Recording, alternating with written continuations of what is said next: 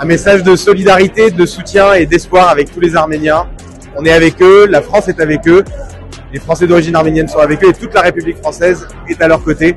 Donc soutien dans les temps difficiles qu'ils connaissent et on est avec eux. Nous devons tous, ceux qui le peuvent, nous mobiliser pour la défense du droit international. C'est-à-dire que chacun d'entre nous ne peut pas avoir une attitude à géométrie variable. Nous sommes pour le droit international à un endroit, à Gaza. Nous sommes pour le droit international en République démocratique du Congo, pour le droit international en Arménie. Le voisin n'a pas à envahir alors que le territoire le territoire du Haut-Karabakh était garanti par l'ONU. Et si nous ne faisons rien, ça veut dire que nous participons à un laisser-aller qui peut autoriser le même pouvoir à agresser le territoire de l'Arménie, là où il se trouve aujourd'hui. Et par conséquent, il faut s'engager, il faut prendre position. Heureuse comme parlementaire, même si évidemment la situation est extrêmement complexe sur place, d'avoir fait deux choses. Un, je suis vice-présidente de la Commission de la Défense et des Forces armées françaises, et donc du coup heureuse d'avoir participé à ce déplacement où en effet on est sur la sécurité de l'Arménie et de ses frontières. Et donc un pas de plus est passé avec la France pour avoir un partenariat extrêmement fort. Le deuxième, je suis engagée sur les enfants.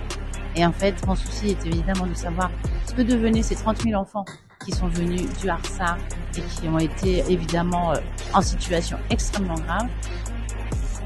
Et du coup, de savoir qu'ils étaient tous au minimum scolarisés, ça n'empêche en rien tout ce que nous allons pouvoir essayer de poursuivre ensemble. En tout cas, moi, je suis totalement déterminée, d'un côté sur les enfants, de l'autre côté sur la défense. Et je crois que, en fait, souvent on me pose la question quel est le lien entre défense et enfance. Eh bien, je dirais que c'est la protection et c'est surtout l'amour des autres et l'amour de l'Arménie. Qui est un combat qui ne doit pas s'arrêter à cette soirée, évidemment. Mais comme l'a dit le Premier ministre, il va falloir au niveau international se battre pour les Arméniens du Artsakh et les Arméniens d'Arménie, parce que l'Azerbaïdjan aujourd'hui est en capacité de pouvoir aussi vouloir attaquer l'Arménie sous le regard presque complice de la Russie qui est aujourd'hui en guerre, en offensive sur l'Ukraine. Alors je crois que la maire de Paris ce soir a eu raison de dire qu'elle n'ira pas à la prochaine COP en Azerbaïdjan, parce qu'à un moment donné, les valeurs doivent l'emporter sur tout le reste.